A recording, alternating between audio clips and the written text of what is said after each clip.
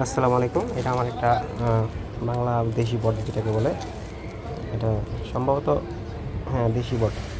যাই হোক, এটা হচ্ছে এটা একটা বিশেষত্ব আছে। এটা হচ্ছে আপনার ট্রাঙ্কটা হোয়াইট কালারের। হ্যাঁ, দেশি বটগুলো এত হোয়াইট হয় না। এটা হয় আপনার একটু লালচে কালার হয়, বাট এটা একদম হোয়াইট। তো আমার যেহেতু আমি বারান্দা বাগানি, আমার জায়গা কম, স্পেস কম, যার কারণে আমি গাছগুলোকে রিপোর্টের টাইম হয়ে গেছে, অনেকদিন তেমন করবো ভাবছিলাম যে করা হচ্ছিল না। তা আমার রিপোর্টের জন্য আমি আগে পট থেকে মাটি সরাই গাছগুলোকে আগে টেপ দিয়ে বেঁধে রেখেছি।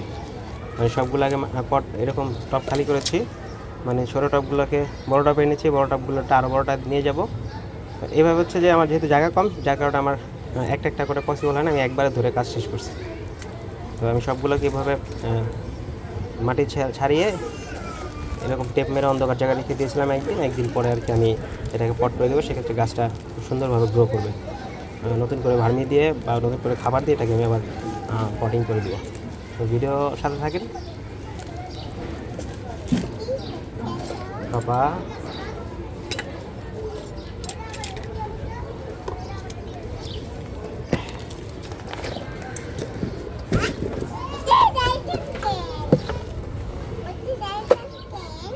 এটা হচ্ছে কিছু নাড়া কোটা বা ধানের যে নাড়া বলে যেটাকে, ওইটা জিনিসটা মাটিটাকে ঝুরঝুরা করার জন্য রেখে দিয়েছিলাম অনেক দিন। মাটিটাকে বানিয়ে এখন শুধু ওটার সাথে কিছু ভার্মি দিয়ে মাটিটা সেট করে দেবো। জাস্ট একটু ভার্মি দেবো, মাটিটা সেট করে দেবো। পাপা তুমি ওখানে যাও, যাও ওখানে গিয়ে বসো। আমি তোমার টুল বানিয়ে দিচ্ছি, আসো বাবা। এই নাও, এটার উপরে বসো, যাও।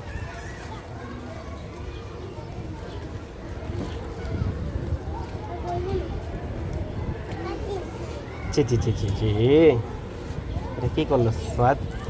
আচ্ছা, এটার সাথে আমরা কিছুটা ভার্মি দিয়ে দিব। যদি আমি আগে ভার্মি দিয়েই এটাকে সেট করে রেখেছিলাম, বাট যেহেতু আমার পটে জায়গা কম, সেক্ষেত্রে গাছকে একটা প্রপার খাবার দিতে হয়। তো আমরা যে খাবারটা দিই বা গাছে খাবারটা নেয়, তাকে অবশ্যই জৈবিক হতে হবে, কোনো রাসায়নিক খাবার দেওয়া যাবে না। হ্যাঁ, যেটা দিয়ে দিলাম জৈব সার যেটাকে বলে।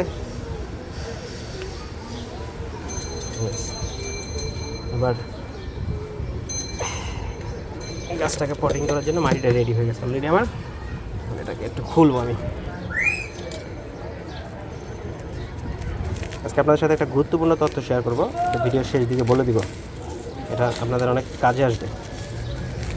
যারা বারান্দা বাগানি, যারা বারান্দায় বাগান করেন, তাদের জন্য একটা গুরুত্বপূর্ণ টিপস দিয়ে দিব। এটা আমাকে অনেক ভাইয়া এই প্রশ্নটা করছে। এই প্রশ্নটাকে আমি ভিডিওর শেষে বলে দিব উত্তরটা। অনেক ভাইয়া ইনবক্সে মেসেজ দিয়ে আমাকে বলে, ভাইয়া এটা করলে এটা হবে বা এটা দিলে কি হবে। তো আমি সবাইকে বলছি যে আমার ভিডিওতে ফলো রাখবেন, আমি অবশ্যই বলে দিব। হ্যাঁ, এটা হচ্ছে গাছের মেইন ইয়েটা।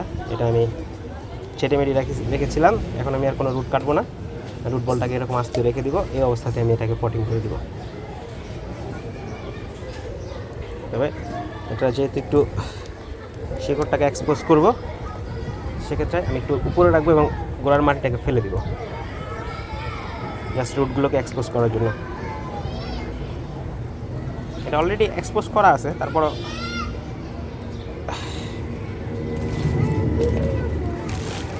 বসবে, বসো।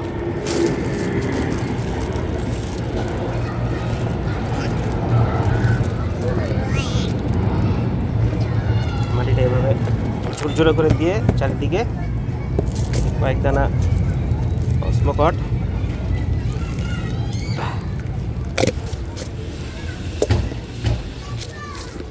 কিছু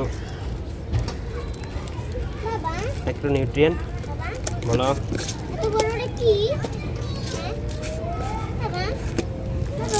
4-5 দানা, কোনটা বাবা যাই না, 4-5 দানা এনপিকে দিয়ে দিব। আচ্ছা, এবার আসলে যে সিক্রেট কথাটা আমি জানাবো। অনেকে আমাকে প্রশ্ন করে, ভাইয়া এই অসমকট বা এনপিকে বা আপনি যে মাল্টিনিউট্রিয়েন্ট দেন এগুলো কী কাজে লাগে বা গাছ কীভাবে গ্রহণ করে এগুলো দেখি যেভাবে লাগে রাখি 1 বছর পরে খুলে ওরকমই থাকে। আচ্ছা, এখন এটার মধ্যে এমন ধরনের নিউট্রিয়েন্ট দেওয়া আছে যেটা মূলত ও খাবারটাকে সার্ভাইভ করে না, মানে খাবারটাকে গাছের বডিতে দেয় না। ওর কাজ হচ্ছে মাটি থেকে খাবারটাকে গাছে নেওয়ার জন্য সহায়তা করে। এই অনুখাদ্যগুলোর এই হচ্ছে কার্যকারিতা।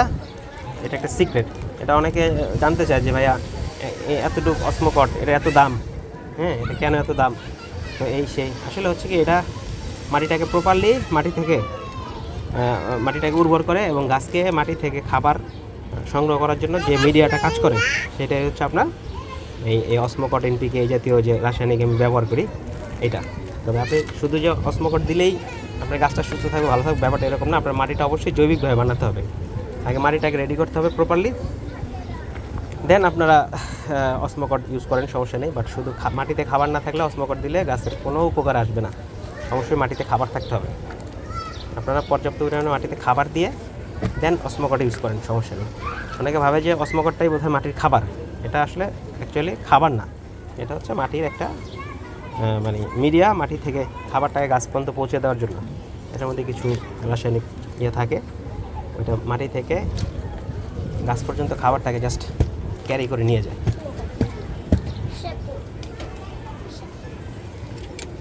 ব্যাস, এভাবে একটি স্টিক দিয়ে খুঁচিয়ে মাটিটাকে ভরাট করে দেবেন। তলায় যে অংশগুলো গ্যাপ আছে গ্যাপগুলোতে আপনার এভাবে মাটিটাকে খুঁচিয়ে দেবেন।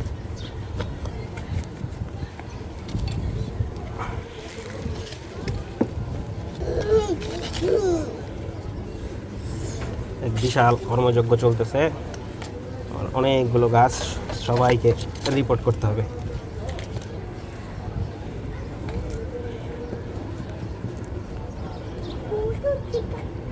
এগুলো এখনও ট্রেনিং পিরিয়ডে আছে, এগুলোকে আমি আরও 1 বছর পরে বনসাই সেট আপ করবো। সামনে প্রত্যেক ভিডিওতে আমি আপডেট নিয়ে আসবো, আশা করি সাথে থাকবেন আপনারা। দেখো পোকা, বিটকেল পোকা, এটা উপকারী পোকা গাছের জন্য। যাই হোক, এবার আপনারা কিছু মাটি ভার্মি কম্পোস্ট দিয়ে গাছটাকে এভাবে খুঁচিয়ে ভরাট করে দিবেন।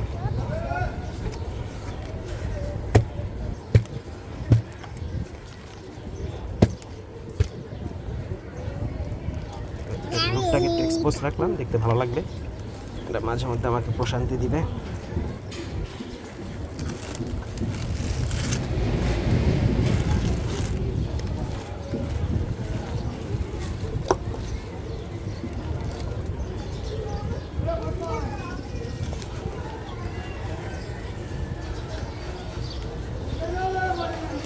ব্যাস, এটা হচ্ছে এই ফাইনাল লুক, এটা ফাইনাল লুক এই।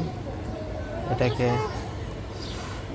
দারুণ লাগছে, আমার পটিং করা হয়ে গেছে। এটাকে এখন একটা জায়গায় স্টেবল করে দেব।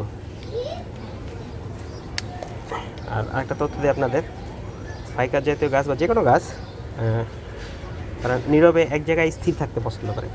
আপনারা গাছকে যত কম নাড়াচাড়া করবেন গাছটা তত সুন্দর গ্রোথ নেবে। এটা একটা গুরুত্বপূর্ণ টিপস, এটা মাথায় রাখবেন। হ্যাঁ, গাছকে এক জায়গায় পট করে অন্তত 6 মাস 1 বছর একই জায়গায় ফেলায় রাখবেন, নতুন নতুন রূপে দেখতে পারবেন। তো যাই হোক, ভিডিও ভালো লাগলে লাইক কমেন্ট শেয়ার অবশ্যই করবেন। আর আপনার সবুজপ্রেমী গাছপ্রেমী ভাইদেরকে ভিডিওটাকে পৌঁছে দিবেন, তারাও আমার দ্বারা কিছুটা উপকৃত হতে পারে, তারা গাছ সম্বন্ধে কিছু অভিজ্ঞতা নিতে পারে। গাছটাকে পটিং করা কমপ্লিট।